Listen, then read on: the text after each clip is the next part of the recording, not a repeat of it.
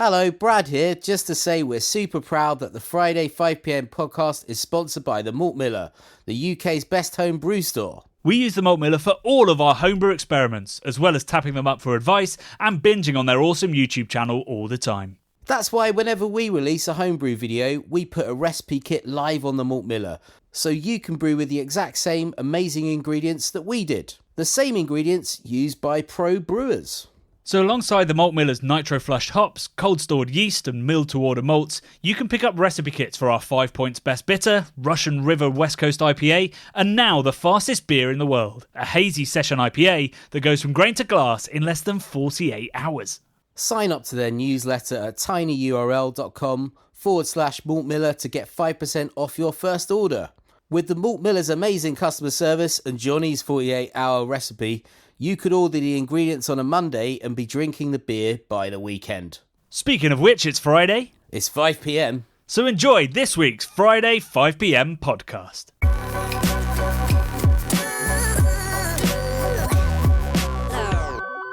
It's Friday, it's 5pm, and for the first time ever, with complete conviction, I can say that this is the Friday 5pm podcast. I hope you all found us okay. Did you find us okay, Bradley?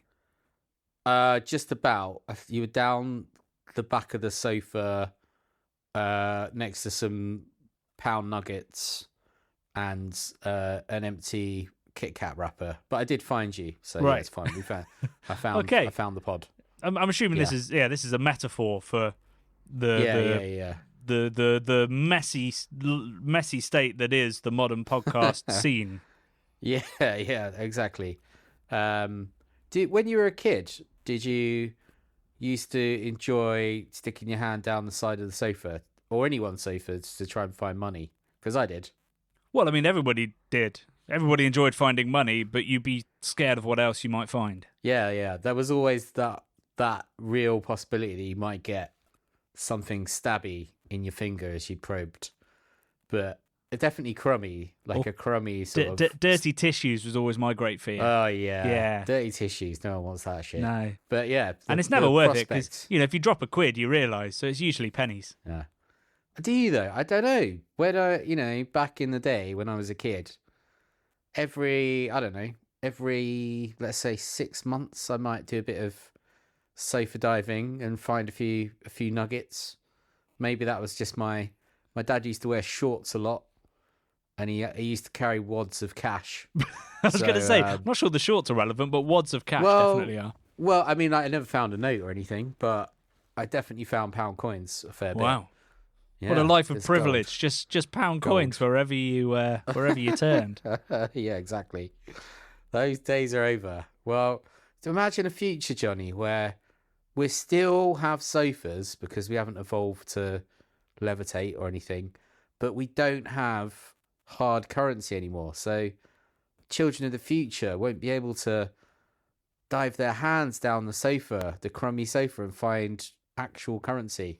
Do you know They'll just be tissues? It's really weird because, the next generation won't enjoy that thrill-seeking mission, but also what's very strange is that even though we are essentially a cashless, I think in our generation and lower, we're basically cashless now. But my daughter knows exactly what coins and notes are and plays with them with her little shopping till she's got, and doesn't bat an eyelid. At no point is she like, "Mummy and Daddy, you never use these. What are they?" And the only time we actually use one is a pound coin for the locker at the swimming pool. Oh, pound coin, is it? Yeah, they are pound coins, aren't they? Inflation, mate, yeah. Used to be 20p, I swear. It is a weird one. I think we sort of instinctively know that these things mean something, right? Because I think when you're a kid, you see, well, maybe your kid doesn't, but I used to see parents paying for stuff and transactional stuff going on with these things where they hand over seemingly boring objects, coins and bits of paper, and then get back food or I don't think kids see that anymore. Really weird. I think they think that money is a toy. No way. Well, they're They're kind of right. Maybe that's the problem with this generation, Johnny, Is it? with their bloody avocados and. What, with my No, I'm not gonna go 2-year-old there. daughter? That's the problem with. I can tell you, there's many other. I'm being facetious. Yeah. No, people always go on about older people, boomers and stuff, go on about new generations should stop eating avocados if they want to buy a house or whatever. And it's not like because when they bought a house, it cost 10 grand, and that was like 2 years' salary or something. Then they bought a house. Now it's like 500-600 grand, and they might be earning 30 grand a year. And no one mentions that your rent is. Yeah. I mean, my crazy. mortgage is half what my rent was when I lived in London. Yeah, it's definitely half. Yeah, fooked. It's fooked up. Yeah. For Anyway, this is not the state of property, or indeed the state of Generation Z. Are we on to Z? I think now? it's Z. Yeah, I think it is Z, isn't it? This is a beer podcast. Actually, it's been a while since we reminded ourselves of that. So maybe we've been doing quite well in that regard. We well, maybe we'll get new listeners who are searching for Friday podcasts, and they come across us, or 5 podcasts with 5 in the title. So if you're here, you're welcome. Welcome to Friday 5 p.m. This is a beer podcast, and we don't talk well, about it's a beer podcast now. First 5 minutes. Yeah. I see what you mean. Yeah. Welcome to all those new people, and welcome back perhaps to all of those people that didn't listen to last week's and didn't realise the name of the podcast had changed. Yes. Yeah. Well, have you done anything beery this week? I've done nothing beery this week yet.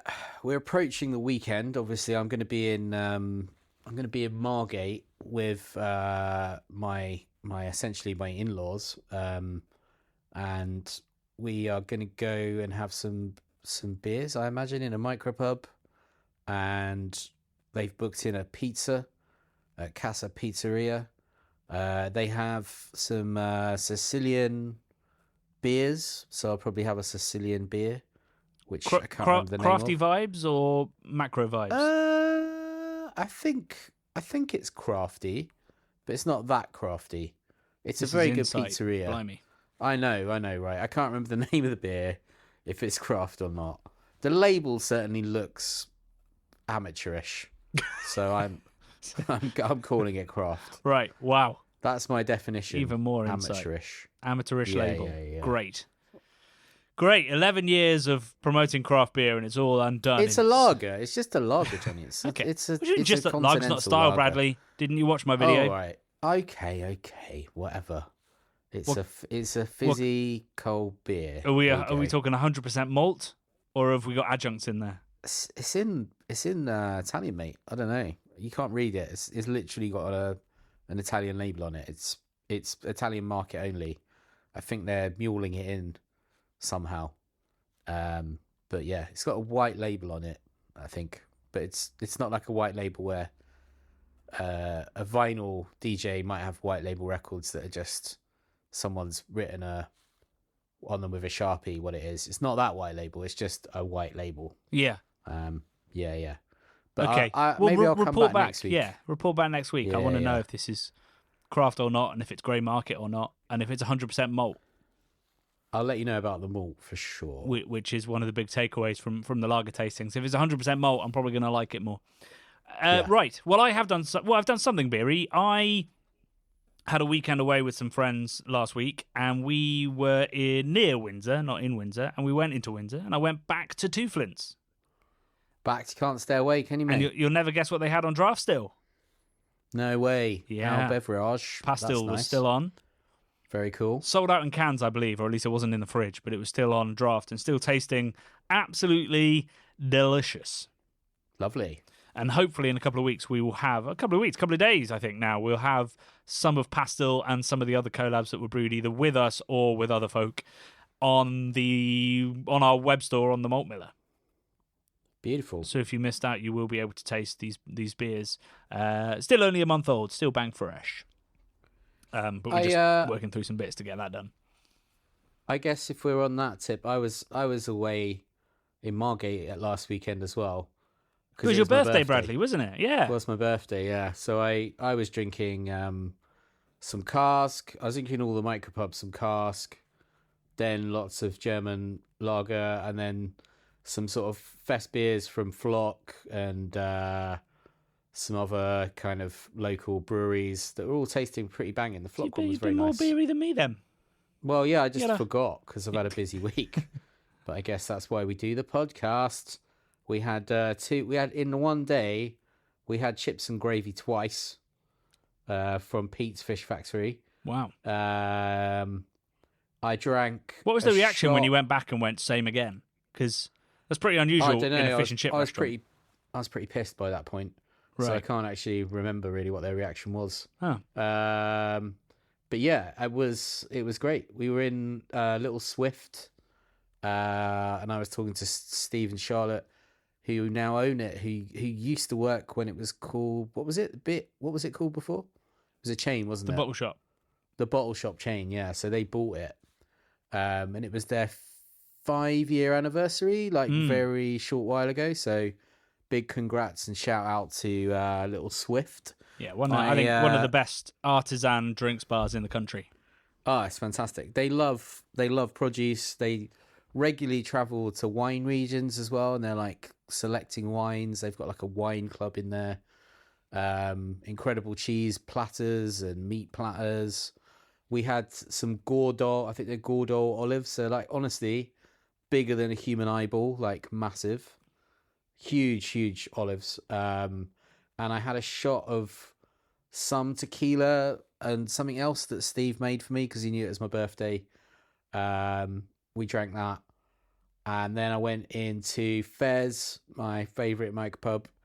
And Phil wasn't in, but I told the lovely barmaid that it was my birthday and I'm allowed to have a Tonics bar.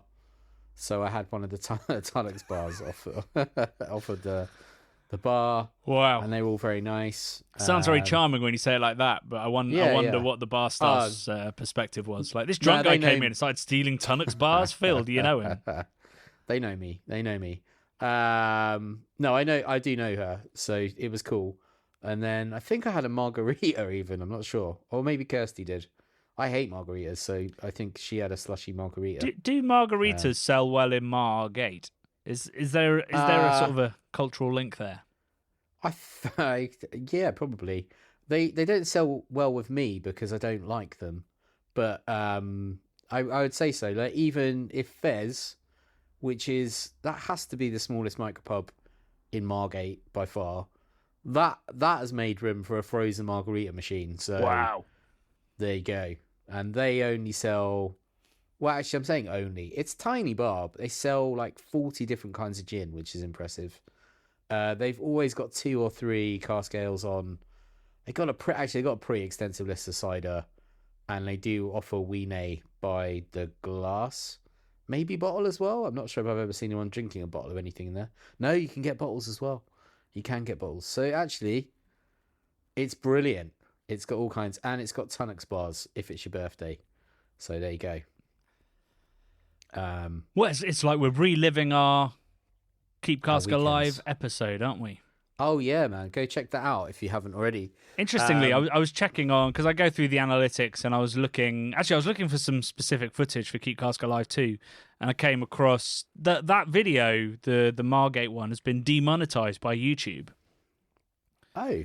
Because in the background, do you remember the intro? There's Phil getting the pub ready to Teddy Bear's Picnic. I do. And that is apparently copyrighted. I'd have assumed it would have been older than 70 years, that recording, but apparently not. That is I would have thought 1930s or 1940s. Yeah, that's what I thought. I thought we'd be safe Teddy Bear's Picnic from demonetization, but it's clearly more modern than it sounds. Yeah, that is crazy. That sucks. I think that's 40,000 or something, 29. Or yeah, 40, but I mean, it would have earned us about £100, so I wouldn't worry too much about it. That's just the state of YouTube when you're in this niche. We've just spunked more than that on one train ticket, haven't we, this morning? We have, yeah.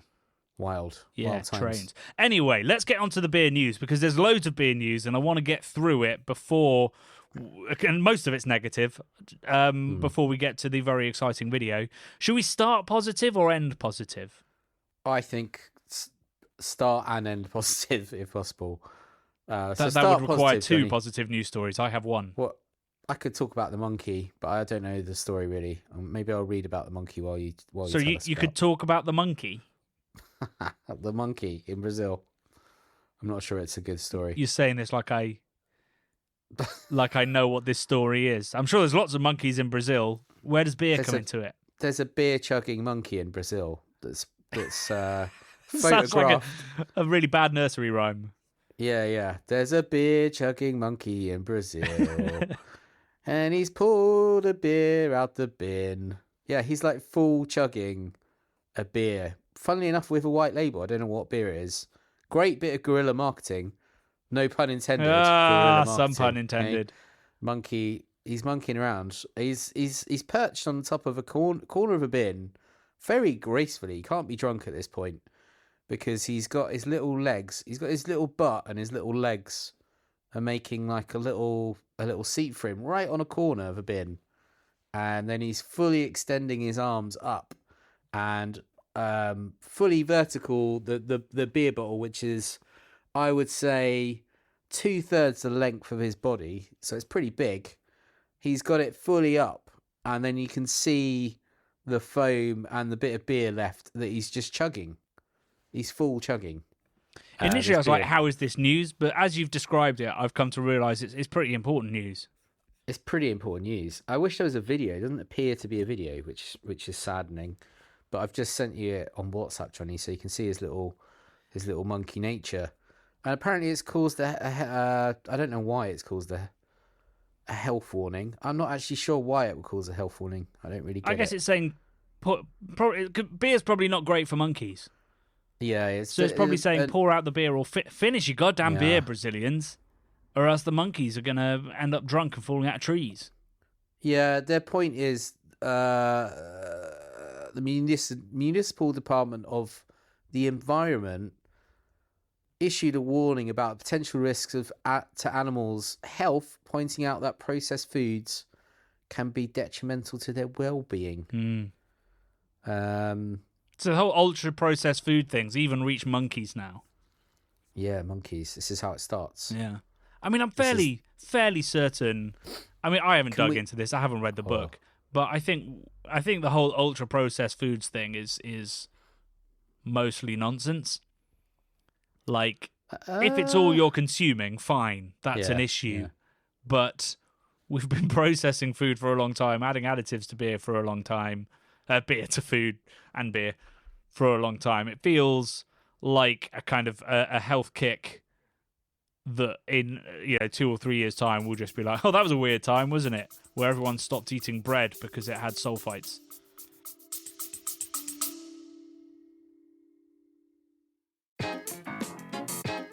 Hey Beer Geeks, Johnny here. Just in case I haven't mentioned it enough on the podcast, approached you in the street, or accosted you in your own home, I thought I'd make a quick advert about my new book, The Meaning of Beer. This travel book follows me on a 3-year adventure around the world to discover the surprising ways in which beer has helped build and shape the world.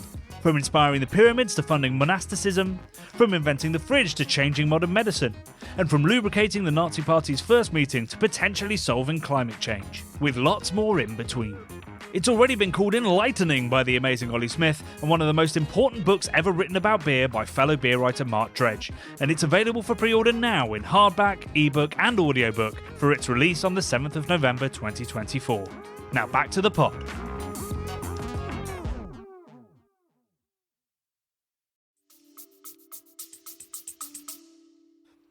I don't know, mate. I mean, I still eat some ultra-processed food because it's delicious, but it does, when you think about it, it does make sense that it might be bad for you because it's just so messed about with, and especially when they're like with bacon and like really processed meats and whatnot, the amount of shit they do to it to stop it from going off and longer shelf life and all the rest of it. I'm not doubting any of that. I'm just saying that the fact that somebody's made millions and millions of pounds out of writing a book saying this will kill you. What's the book? I don't know about this book. Well, it's all come from this one book by this guy who's now sold like 1 billion copies. Oh, wow, okay. And as far as I can tell, the science is significantly more complicated than he makes out. Is his name Jesus Christ?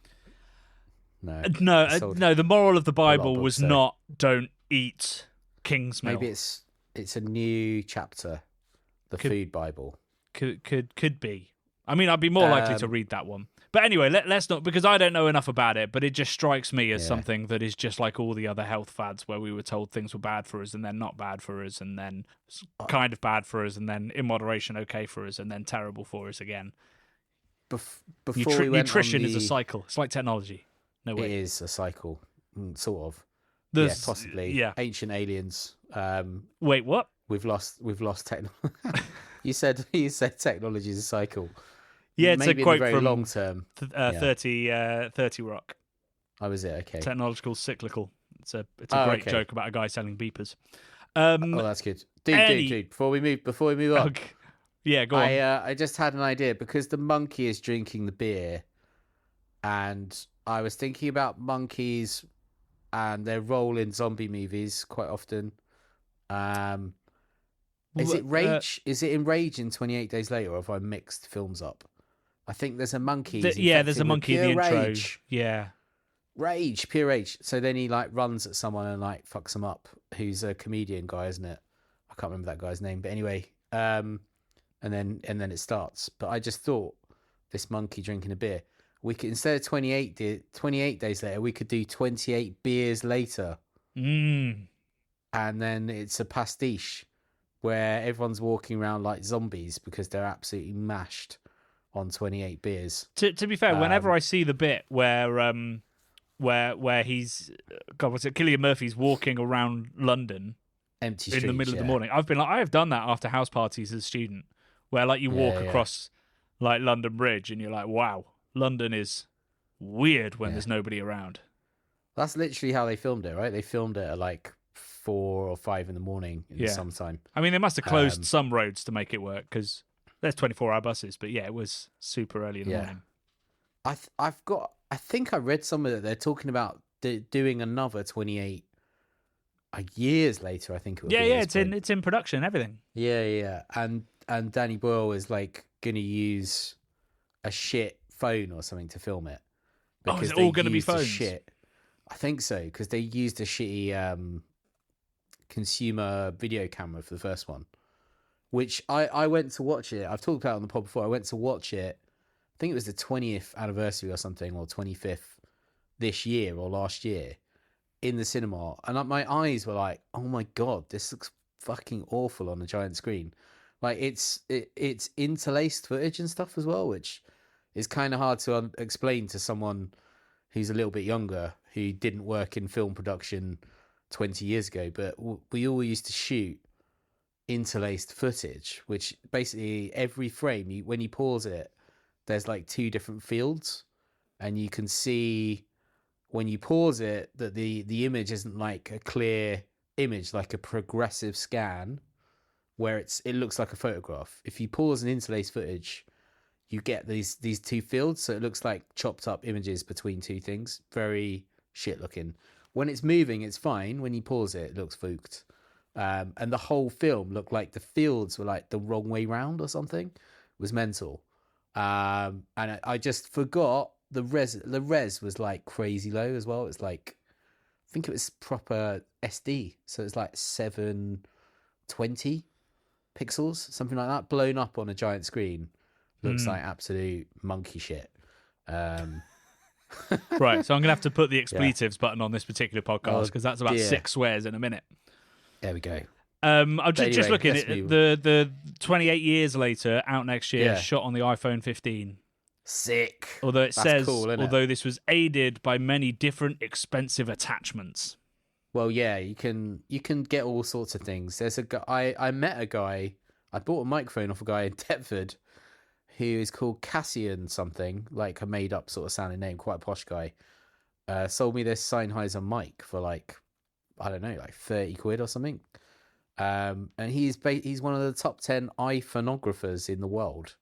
He lives in South London. Not a thing. And he is. He's a YouTuber as well. Can't remember, Cassian something or other. Shouldn't be a thing.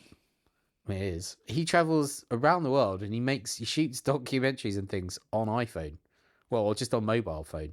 I mean, we do that. He has, less than we used to. Yeah. Well, my favorite is TPD TV, The guys that film at festivals like Burning Man and Coachella and all this thing, they've got huge now. And the last year they've blown up. But they shoot on iPhone. Everything's iPhone. They don't even have frigging microphones. They're just literally on iPhones. I mean, you don't want to be carrying lots of expensive equipment around a festival, No. so that makes a lot of sense. It But looks also their whole approach surprisingly is all very right. much don't edit, don't play with it, stream of consciousness kind of It's thing. gonzo. It's pretty gonzo. Yeah. Although I would, gonzo is the technical term. Yeah, I would give props to Rob, who's the main guy who edits everything as well. Like you, like the main guy that edits everything. He turns around an hour-long doc every week. Yeah, but that's easier. Yeah, you're right. He doesn't have to cut too much out. Yeah, exactly. But, the old quote of, I would have written a shorter note, but I didn't have time, from Oscar Wilde. If all our videos were an hour long, it's a bit like this podcast. You know, it's an hour long and I barely touch it, and it takes me half an hour, whereas our videos take me more than a full day to put together. True that. Who would have thought this monkey chat would have gone on for so long? Yeah, we need to move on. What other news have we got, Johnny? So let's dig into the bad stuff. The first one is that Carlsberg, who get a big shout out in my book and were very lovely when I was there and are taking great care of Carlsberg's heritage, have just torn down another bit of British brewing heritage. So they are closing Banks's Brewery in Wolverhampton and moving the production of Banks's beer, Wainwright's and Bombardier to Marston's in Burton-on-Trent. Damn. They have, I think they are learning from their, I think both PR and just ethical lessons, and they have said that they are open to buyers, particularly who want to continue brewing there. So it's not like they're going to sell the land and stick flats in. They are sort of saying, we recognise that it's a shame, and we'd like to see brewing continue here, but it's not financially viable for us. Yeah. But I mean, it's still, probably 100 jobs will go because obviously Marston's won't take 100 people to just brew and distribute brands that they already distributed but just didn't brew. Don't need another 100 brewers at at Marston's. And yeah, it's just horrible news from a company that seems to have very little regard for British brewing heritage. Yes, it's not good, is it? It's not good. I'm disappointed in you, Carlsberg. I thought you were better than that. How much are they paying to advertise on TV throughout the world, and they can't keep a little brewery in Wolverhampton going?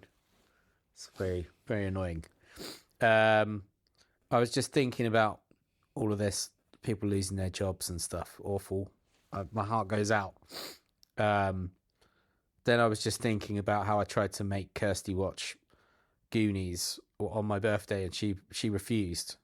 Well, sorry, she was in the room, but she was looking at her phone. 1,000 people just went, what's the link? The link is, Johnny, that is about, plucky underdogs that have to, some big corporate interest is going to take their homes from them. So they go on an adventure underneath their town. Yeah. In subterranean caves to find some one-eyed Willy treasure. Imagine if that happened with Marsden's. They've discovered some cavernous tunnels underneath Wolverhampton that had some pirate booty in. That was this is how my brain thinks, Johnny. You're talking, I'm just thinking about this sort of stuff all the time. But yeah, I'm also looking at their logo, which is really cool. It's like a lion that's got an axe. So it's a fucking lion. Right, so we're talking about Banks now, not the Goonies. Yeah. Right. No, Banks again. Yeah, I'm back with Banks. Their logo is a lion, and it's holding an axe, as if a lion wasn't dangerous enough anyway. It's the most aggressive logo I've possibly ever seen. Maybe it's a very helpful lion. Maybe it's like, hey, you need to chop that tree. I'm here for you. He's got like a real spitty tongue, like a sort of dragon tongue as well. It's cool as hell. It looks metal. Like if you put that on a metal t-shirt, it'd be uber cool. Or like a patch in a sort of, just switch out the Banks's logo and write it in some like death metal kind of foresty tree sort of looking scrawl, and that'd look real necro dark. It's cool, man. But I am sorry that Banks is closing. down their brewery. I mean, this is the thing, man. It's moving to Burton, but all of these local breweries all the time closing. The areas they're in, losing their heritage. We're losing our local identities. It's getting conglomerated into just sites that don't have any soul anymore. Like we've been to Burton. Sadly, a lot of it has been ripped down already, and what's left doesn't have a lot going for it, does it? It doesn't have much identity anymore. It's just sort of massive grey buildings that are brewing tons of different brands in them. It just sucks, man. I hate. We should call this the beer bad news at this point, because every week someone's going down. It's the worst. Yeah, I mean it's terrible out there, and in particular with the heritage brands, like you say. I mean, it's not even just the architecture; it's the quality of the beer is going to change. Yeah, it's not going to be the same brewed on a different kit by different people, potentially with different ingredient suppliers. It's also, the beer that people drink in Wolverhampton, where Banks's has been, I don't know, since the late mid 19th century. That beer is no longer brewed there. It's not going to be as fresh. Local pubs are going to start boycotting it because it's not the local product. These things have deep resonances that go beyond just, it's a shame that brewery's not there anymore. And I think, I understand, as always with these things, I understand why the business has to do it if it's not financially viable. But equally, you've got to ask, why are you purchasing these companies? Well, I understand why you're purchasing these companies. There is profit to be had there, but maybe there needs to be some kind of law that's in place that says, when you buy these things, like these brands that should be protected, then you make a commitment to them, or you buy the bits that you want from this business and the rest has to be protected in some way. Almost sounds as if something like a UNESCO recognition for cask ale would be a helpful thing to have in this country. Right. And now, Johnny, I'm going to bring it all the way back to Goonies, because Mikey says something that's dead on the money. Got a quote from Mikey here. He's talking about them losing their identity, their place where they live. He says, "Don't you realise the next time you see Sky, it will be over another town. The next time you take a test, it will be in some other school. Our parents, they want the best stuff for us, but right now, they got to do what's right for them, because it's their time. Their time. Up there. Down here, it's our time. It's our time down here. That's all over the second we ride up Troy's bucket." Classic Mike. Classic Mike. But I think pretty amazing idea that the next time you see the Sky, it's over another town. And that's it for Banksy's, right? It's fucking out of there. Next time you see a Banksy's beer coming out the line, it's over another town. And that's a shame. That's a travesty. God damn, Goonies, man. Wish I could have watched it. Yeah, Damn. Yeah. I wish you could have too. More bad news. More bad news. More God bad damn, news. okay. So it seems nothing is quite confirmed right now, but some good friends of ours at Wildcard might be having their brewery closed down because they seem to have defaulted on a rent payment, which means that they can no longer access the brewery. Oh, wow. Oh, God. Which is, gutting news for the craft beer industry in many ways. It's one of the best breweries in London. One that's helped us a fair bit along the way. We filmed one of the first sort of serious homebrew videos we ever did. I think number 3. It was when we built the mobile brewery while we were waiting for me to buy a house, which took forever. And also one of the most sort of diverse and exciting breweries in terms of who they employ, in terms of what they do and what they brew. So I really hope that, something can be resolved. I know that Hackney, just over the road, had some pretty tough negotiations with their landlord quite recently, which resulted in them having to do a CVA, sort out their debt, and come back. And they were able to do so. I think the landlord is not easy. It's the council itself, I think, and they're very hard to deal with. So I'm really hoping that it might be a bit of a Hackney situation rather than the other hundreds of situations currently happening in the UK. But I don't know, if the web shop's working, there's never been a better time to buy some Wildcard. or from the supermarket or whatever, just to get some money in their coffers to support them. So yeah, do buy any wild card if you see it out there, and hopefully we can help them. Right, let's some good news. Actually, some good Burton related news. Burton on Trent related news. So Allsop, the Allsop family, or I should probably say dynasty, they a couple of years ago, more than a couple of years ago, I think Jamie Allsop restarted the Allsop brand, which was one of the original IPA and Burton Ale brewers in Burton on Trent. They closed they were bought out in sort of the 1950s after a pretty horrific, 30, 40 years trying to brew lager and making lots of terrible business decisions, despite formerly being one of the biggest breweries in the world.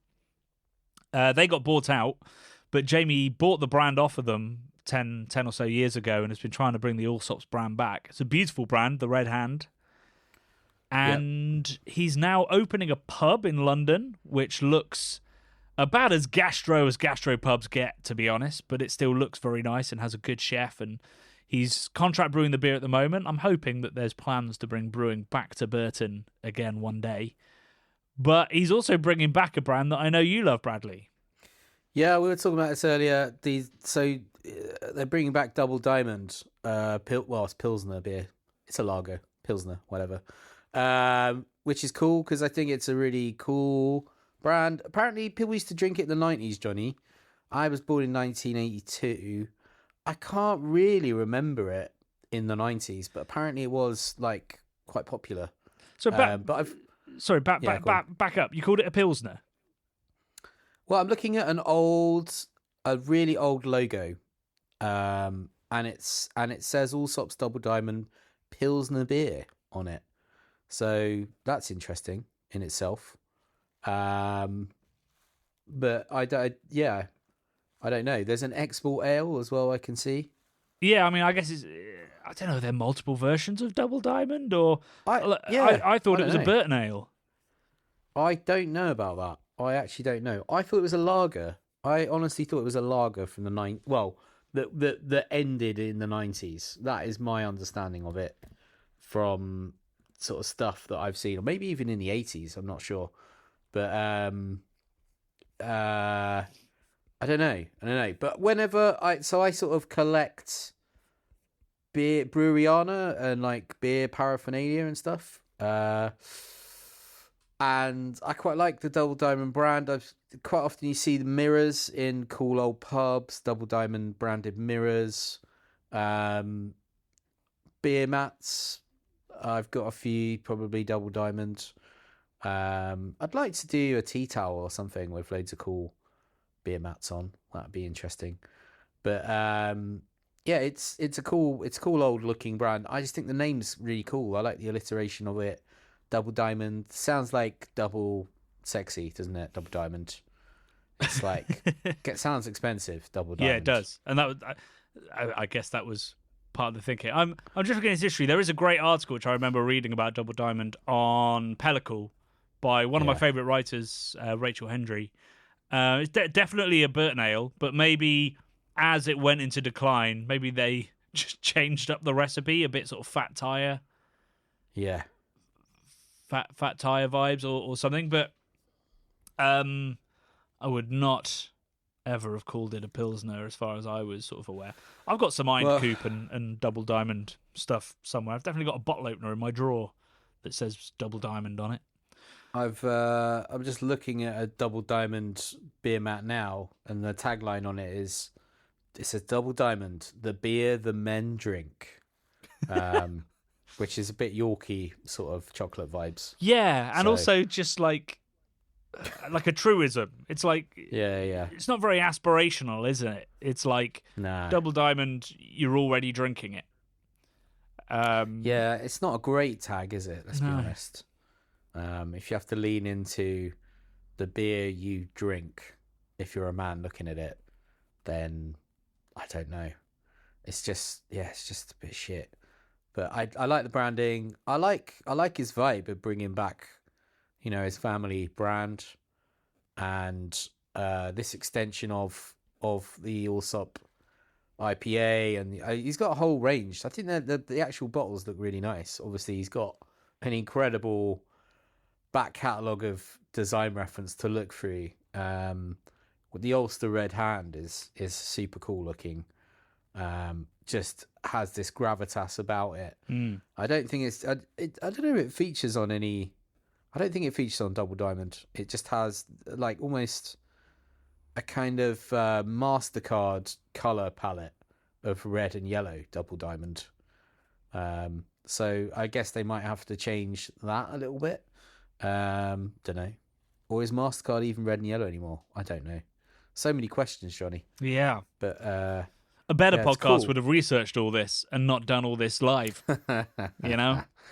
But yeah, we're not a better podcast. We are in the top 1% in the world, apparently, though, according to you. We're not a better podcast. According to me. But... I've got data.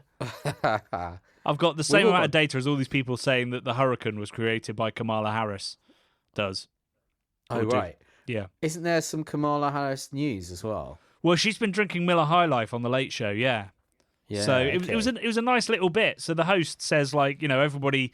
Beer is about vibe, I think is the phrase he uses, and it's whether you'd want to go for a beer with the president. Right. And he said, so what we're going to do is we're going to have a beer and I'll tell people what it's like. And so they have a High Life. Miller High Life. Which, if you saw my tasting of regional American lagers, didn't score that high. It's very inferior compared to Coors Banquet, as far as I'm concerned. Yeah, and as I've said, I really like... I've enjoyed Miller High Life in this place called the Rumpus Room in San Francisco, which is like a sort of little dive bar.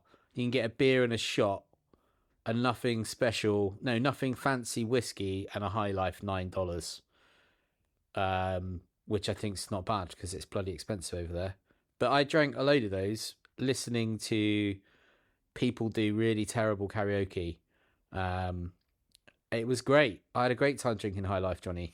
But and I really like I'd have the been sat there branding going, it's awesome. good, but it's not Banquet. It's not Banquet, no, but it's got a great heritage. We're talking about heritage brand. The Miller High Life bottle looks beautiful. I love the typography on it. It's got a real fancy... I can't remember what you would call it. Almost a cowboy-esque font for High Life. You got the brilliant Miller mark. It's got gold and black and white, and it's the champagne of beers, mate. You know, that's a pretty good. That's a good tagline. Take note, that's Double better Diamond. than the beer men drink or whatever it was. Yeah, much better. But yeah, maybe I need to drink some Banquet while I'm out there. But you know, High Life, pretty all right. So she was drinking one of those on telly. That's cool. Yeah, I mean, I think it was a nice, you know, it's a cliche. I think that people that pretend to know what they're talking about politics, or maybe do know what they're talking about, sort of use as it's a bit of a truism in and of itself. So I enjoyed somebody sending up the sort of the nonsense. But yeah, so Kamala's been drinking High Life. I don't know whether it was her choice. I mean, obviously, the American politician with the greatest taste in beer is your man from Vermont. Yeah, who loves a bit of heady topper. I'm conscious. We're at 42 minutes on this podcast, and we haven't even talked about the video. So for anybody who's still listening, should we dig into that? Go on then. Let's have it. So this week was the first in a series about beers that have changed the world, and we've got, I think, 6 episodes in us to start with, and all of these are relating to my new book, The Meaning of Beer, which you can pre-order now and comes out on the 7th of November 2024, and you can come and join me for the book launch on the 6th of November at the Sutton Arms in Clerkenwell. Just email craftbeerboys@gmail.com if you want to come from 6 p.m. But we might have more beers to talk about. Once I think this first series is over, there's lots of beers that did change the world in many ways that we don't get to talk about. Things like Sierra Nevada Pale Ale is an episode I'd love to do. The history of that, particularly because we have got an interview with Ken Grossman that we did during our time hops, and we could put that in and get the full story of his origins, which is actually, from what he said in that interview, a little bit different or a little bit more interesting, perhaps, than people tend to sort of say. They just tell the homebrew angle, just like, oh, well, he was homebrewing and he used Cascade. He owned a homebrew shop and was selling other people Cascade. It's quite a cool story. But anyway, it's a series I think we might run with, and it seems to have been very popular. We've had lots of great comments, lots of interest from people, and I'm very pleased with that. And hopefully lots of books sold, but very pleased with all the comments. And given the fact that we don't get wild views on many of our videos, it's the comments that I use as a measure of success in a video. And people have been great. Sure have. There have been some really interesting things. We had a comment from Tatterdash 71. This sounds like, he's talking about your book, this sounds like it will be the first beer book written since Michael Jackson's books that actually contains new information, Johnny. Very backhanded compliment there, because obviously you and I have done 2 books together and I've done 1 solo before this one. Yeah. So I'd take it as a compliment for this book, but a serious burn for the previous 3. Yeah. I mean, at least you're getting a backhanded compliment. I don't even figure into it. I guess not. Nothing I've done's relevant. I mean, I'd also argue that our first book was like a distillation of lots of more involved and intricate introduction to beer books. It was like, Yes. If you don't have a lot of time, here's what you need to know. Our second book had a lot of good information in, and a lot of exclusive interviews with people like Evan from The Colonel, who doesn't do many interviews. So I'd argue there was unique information in there. And obviously, my third book had lots of that. I don't know why I'm defending myself. All our books are great, but I take your point that a lot of beer books are essentially rewrites of previous beer books. And there's even beer books out this year that are essentially that. And I've sworn to myself I will never do that. And I'll never do a listicle book either of like beers to try before you die, because they just get out of date the moment they're released. I'm going to do one of those. So I'll leave that door open to you. Yeah. I'm doing that, and I'm doing the low alcohol to children Is there a book in that? brand. Yeah, maybe. I think it's just a court case.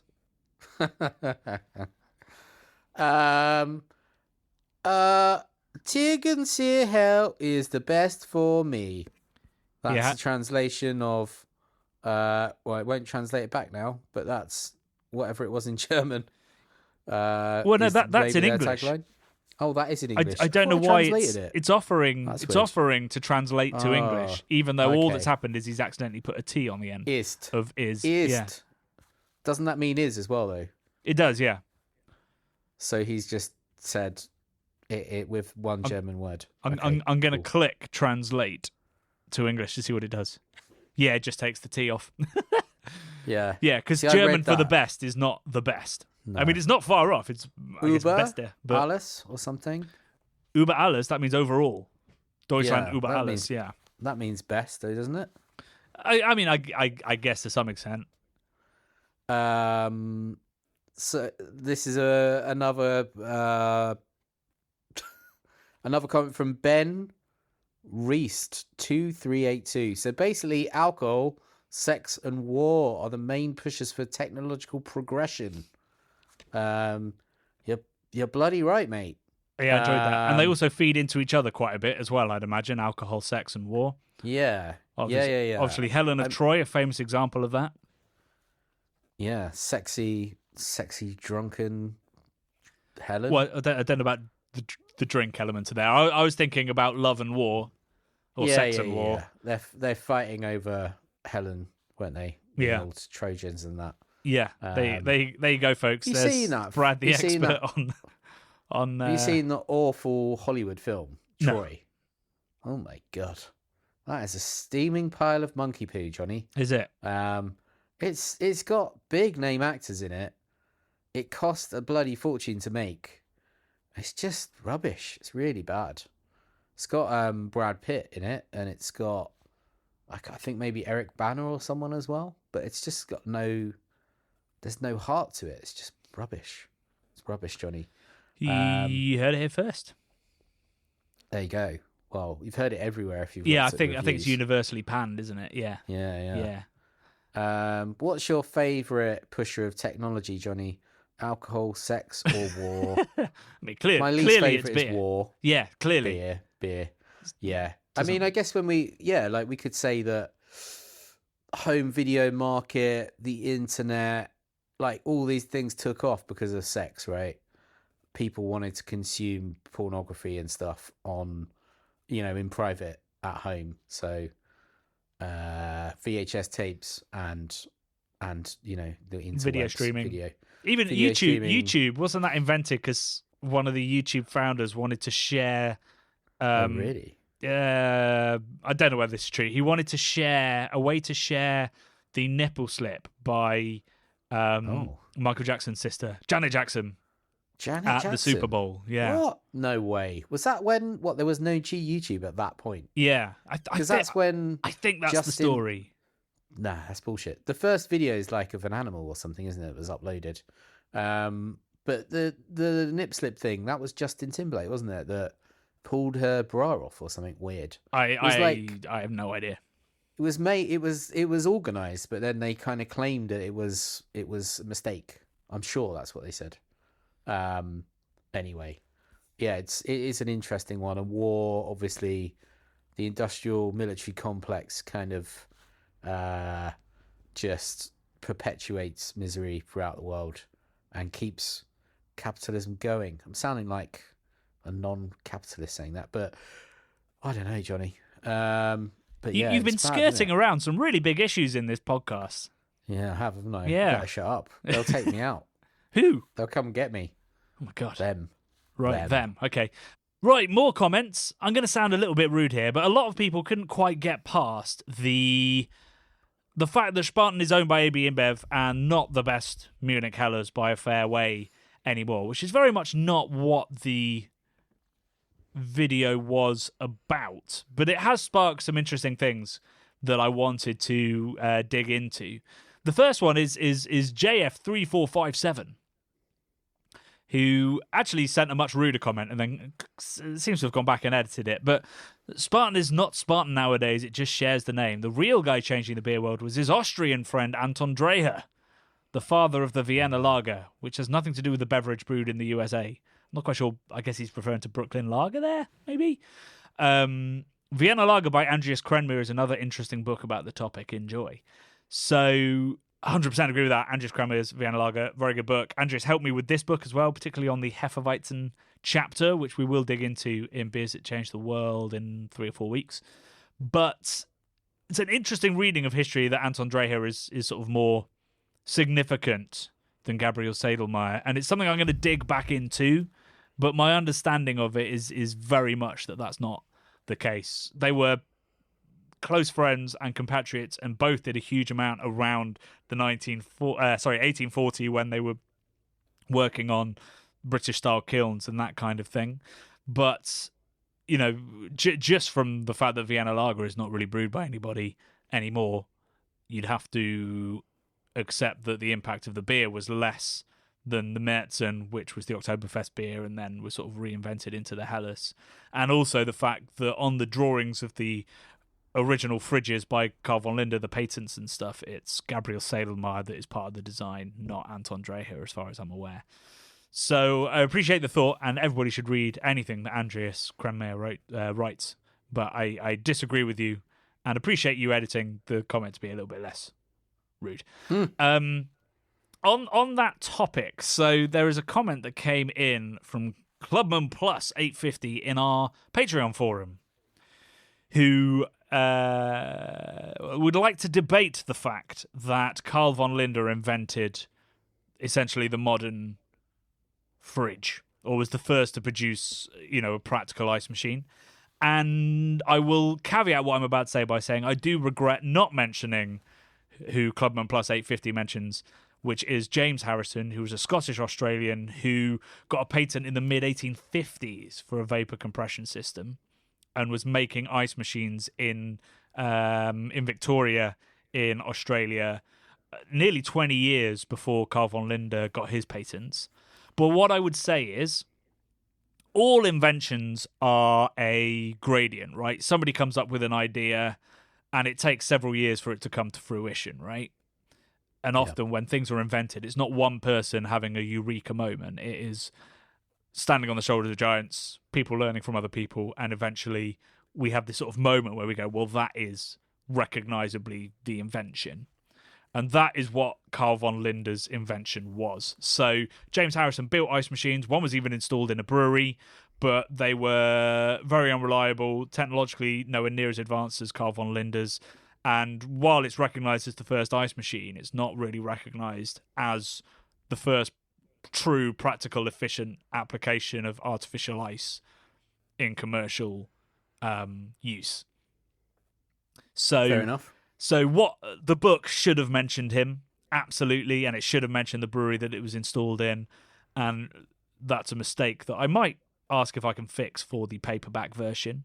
But I would still say that in terms of a commercial compressed gas fridge, Carl von Linde built the first viable, scalable one, and also that 20 years later he defined the refrigeration cycle and got the patent around that process. So he invented the modern fridge as we kind of know it. So I've edited history a little bit through trying to tell as concise a story as possible, and it annoys me every time I think about it. So thanks for bringing that up. Really appreciate that. It's otherwise your book is 100% historically accurate, right? Oh, 100%. Yeah, I'm sure there's no other errors. There's a bit where I mix up acres and hectares that keeps me awake at night as well, because they're obviously very different things. And somebody, go on. No, you go. I don't want to think about the hectares acres thing. Somebody helped me out with a quote that I messed up in the video. Josh James UK correctly said that the quote is "Talent borrows, genius steals," and then Film Core Freak chipped in that Stravinsky said, "Good composers borrow, great composers steal." So I can't remember exactly what I said, but I was basically trying to say that, and I couldn't remember it. But yeah, I said genius steals, and I forgot the other bit. I couldn't remember what the other bit was. A lesser thing than genius doing a smaller act of badness. But yeah, that was it. But is that because like talent? The way I've always read that quote is, talent borrows in that it takes something from somebody else, but it's still kind of theirs. Whereas genius takes it and makes it their own, and makes it better. Yeah. Is that? Cause one's not worse than the other. It's just that the genius makes it their own. A bit like the Hurt, the cover of 9 Inch Nails. Mm-hmm. I think that the cover by, oh my god, country singer brain. Who's the country singer that covered it? Oh, Johnny Cash. Johnny Cash, thank you. Johnny Cash stole, that's genius stealing, right? Whereas I'm sure lots of other people have covered it and they only borrowed it. It was always Trent's until Johnny came along. Well, I mean, he didn't really steal it.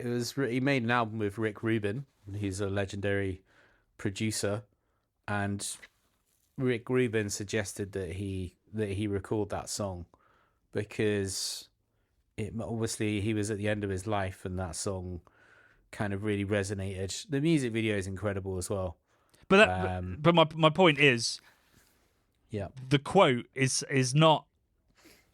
It's saying that a genius takes something and makes it their own.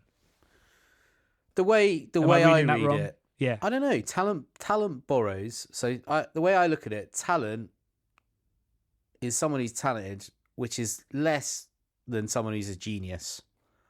And if you borrow something, that's less bad than stealing something. So, but you can't borrow. Me, it's like a lesser person does a lesser crime, but a genius does a bigger crime. So it's kind of like the crime is the wrong thing. What my point is that it's like brazen. It's like a brazen act, and you have to be a genius or someone who's maniacal or whatever to be that ruthless to do that act. And that is how you change the world, is by being so self-centered or so single-minded that you just go boom, like we said, you're standing on the shoulders of giants. You're seeing stuff happen in technology, and then one day it all clicks in your head, and you go, right, that guy's done that thing there. That other guy over the other part of the world's done that. Bring those together, boom. I'm going to make $1 million. I'll make $1 billion, Johnny. Because I'm just going to have it all. So that's kind of it. So we're not disagreeing. No. We're not disagreeing. Let's not go any deeper into this. I'd love to hear what people think, because I still remember the day I learned the meaning of you can't have your cake and eat it, because that used to baffle me as a kid. Well, that's like a weird. So they say that differently in different parts of America. All over the world, yeah. It's just been inverted, hasn't it, from the original? You can have your cake and eat it too. And yeah, all that stuff. So I can't remember what that's it's called. That's what I'm saying. When I remember the day when somebody said you can't eat your cake and then have it is the actual way you should say it. Because if you eat your cake, you can't have it anymore. And it suddenly made sense to me. So I'm still waiting for that one to drop with talent borrows, genius steals, because I still don't 100% get it. Anywho, thank you for that comment, which is probably the longest we talked about a comment in the history of this podcast. Could be. Could be. And we brought Johnny Cash and 9 Inch Nails into it, and Stravinsky. There you go. There we go. Yeah, we're sounding pretty smart this week. And we're going to call it quits there before we say something even more stupid. So thank you very much for listening. Thank you very much for watching this week. Next week, we have another episode of our Beers That Changed the World. I'm not going to spoil the surprise, partly because I've got 2 edited and I don't know which one to upload first. So I'm going to have a think about that. And both of them are great. Otherwise, actually on Wednesday, we are up in Leeds visiting the Tetley building. Sure are. For another shoot on Keep Cask Alive. So forgive me if there's not much promotion around the video until we get on the train drunkenly at 7 p.m. that night. So we'll probably see you at 4, but possibly 7 on Wednesday. And of course, we'll see you for a pod next week. Don't forget to buy my book, Love and Beer.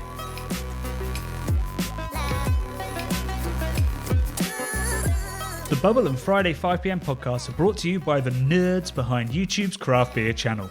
You can watch over 400 mini documentaries at youtube.com/the Craft Beer channel. And if you love what we do, support us via Patreon and get access to merchandise and our amazing Discord forum, a positive and welcoming space for everyone who loves beer, food and homebrewing. Love and Beer.